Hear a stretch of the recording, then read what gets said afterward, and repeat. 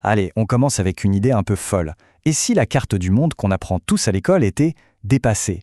Si la vraie carte, celle qui compte vraiment aujourd'hui, n'était pas faite de pays, mais d'un réseau de villes super puissantes? C'est ça l'idée de l'archipel mondial. Oui, c'est une question un peu provocante. Imaginez un instant qu'on oublie les frontières, les pays, et qu'à la place on voit le monde comme un immense océan, avec juste quelques îles ultra puissantes qui, en quelque sorte, dirigent tout le reste. Ça change la perspective, non? Alors, cette idée, elle ne sort pas de nulle part. On la doit à un géographe français, Olivier Dollfus. Et ce qui est fou, c'est qu'il a eu cette intuition il y a déjà un bon moment, en 1994. Il a compris que la mondialisation était en train de redessiner complètement la carte, de créer de nouveaux centres de pouvoir.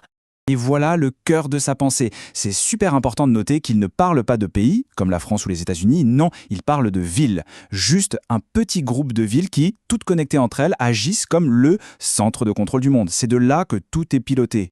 C'est ce qu'ils appellent l'archipel mégalopolitain mondial, ou AMM pour faire plus court. Pour bien comprendre, il faut imaginer New York, Londres, Paris, Tokyo, pas comme des points sur une carte, mais comme de véritables îles.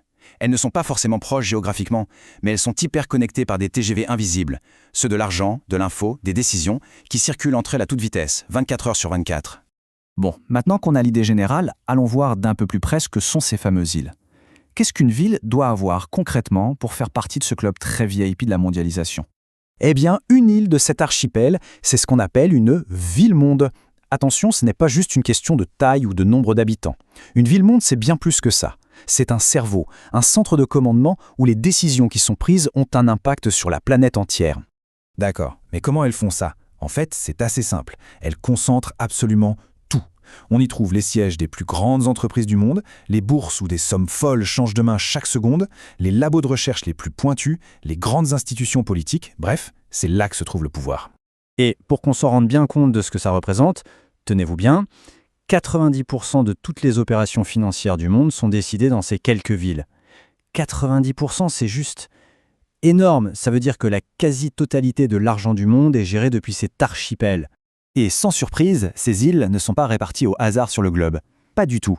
Elles se concentrent principalement dans 3 régions, l'Amérique du Nord, l'Europe de l'Ouest et l'Asie de l'Est. C'est ce qu'on appelle la triade. Ok, on a nos îles. Mais un archipel, ce n'est pas juste des bouts de terre posés là. Ce qui fait un archipel, c'est l'océan qui les relie. Alors dans notre cas, il ressemble à quoi cet océan mondial?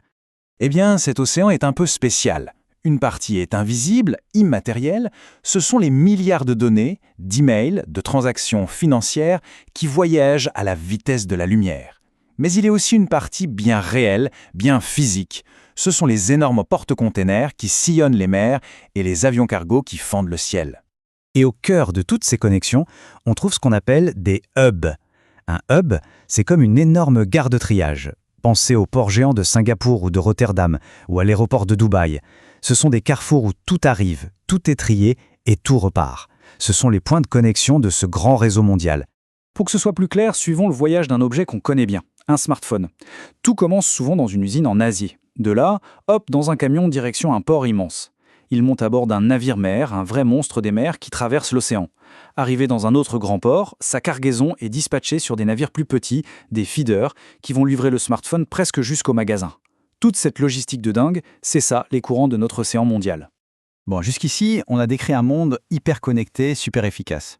Mais, il y a un mais. Cette carte de la mondialisation, elle a une face cachée. Qu'est-ce qui se passe pour ceux qui ne sont pas sur une île de l'archipel? Pour ceux qui sont en quelque sorte perdus au milieu de l'océan, loin des routes principales? Parce que la conséquence est logique, s'il y a des îles très connectées, ça veut dire qu'il y a aussi de grands espaces entre elles. Et c'est là qu'on trouve ce qu'on appelle les angles morts de la mondialisation, des territoires entiers qui sont tout simplement à l'écart du système. Ce phénomène a un nom, l'enclavement. Être enclavé, c'est être débranché des grandes autoroutes de la mondialisation. C'est un peu comme vivre sur une île sans port et sans aéroport, alors que tout le monde autour voyage en bateau, en avion. On se retrouve isolé. Et là, le contraste est vraiment brutal. D'un côté, on a un hub, une ville de l'archipel qui attire les entreprises et l'argent, qui crée de la richesse. De l'autre, on a un territoire marginalisé, enclavé, où c'est souvent synonyme d'isolement, de pauvreté, d'instabilité. Ce sont vraiment 2 mondes qui existent en même temps, sur la même planète. Mais attention, cette séparation ne se fait pas seulement entre les pays. On la retrouve à l'intérieur même des nations. Prenez la Chine. Toute la côte Est fait clairement partie de l'archipel. Mais dès qu'on s'enfonce à l'intérieur du pays, on tombe dans des zones beaucoup moins connectées. De la même façon, une région comme celle de Tambacounda au Sénégal reste très à l'écart du grand commerce mondial. Alors au final, si on prend un peu de recul, qu'est-ce qu'on doit retenir de cette nouvelle façon de voir le monde? Quelle est l'image d'ensemble qui reste? La conclusion, elle est assez claire. On vit sur une planète à plusieurs vitesses. Il y a le monde de l'archipel, qui va à 300 à l'heure, et puis il y a le reste du monde, qui peine à suivre le rythme. La mondialisation, ce n'est pas une grande marée qui fait monter tous les bateaux. C'est plutôt un ensemble de courants très forts qui emportent certains très vite et qui en laissent beaucoup d'autres sur le côté. Et ça nous laisse avec une question hyper importante pour l'avenir. Si cette vision du monde en archipel est la bonne, alors le grand défi n'est peut-être pas de rendre les îles encore plus fortes. Le vrai défi, ce serait de construire des ponts. Des ponts pour connecter ceux qui ont été laissés de côté. Mais comment on fait ça? Comment est-ce qu'on reconnecte tous ces territoires oubliés? Pour l'instant, la question reste entière.